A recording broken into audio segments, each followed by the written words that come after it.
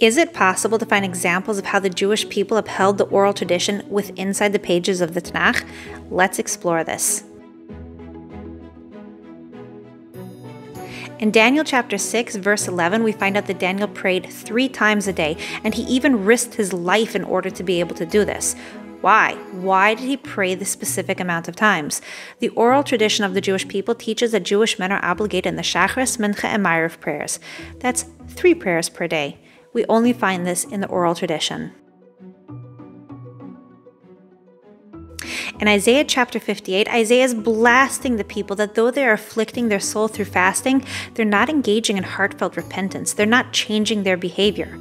If we go back to Leviticus chapter 23, verse 29, we see that the Jewish people are commanded to afflict their souls on Yom Kippur, the Day of Atonement. And if they don't, then their soul is cut off. Let's juxtapose these 2 passages together.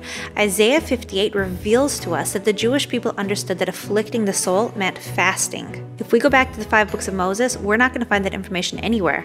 So if God told us our souls are going to be cut off if we're not going to afflict our souls, but yet we don't have that information, then how could we observe that commandment? But we do see that we had that information because in Isaiah 58, they knew exactly what it meant.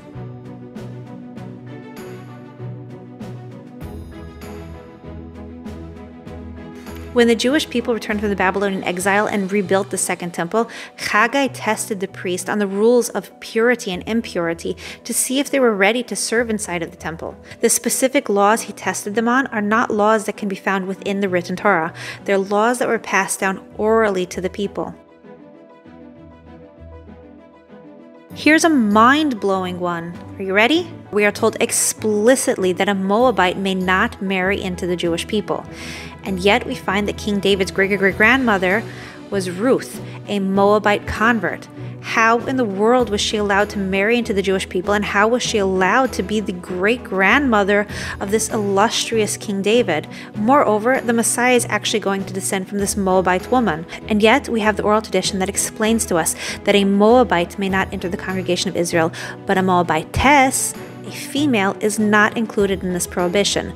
It is only upon basis of this that King David's grandmother could have entered the congregation of Israel. Let's keep learning. There's still a lot more to explore on this topic.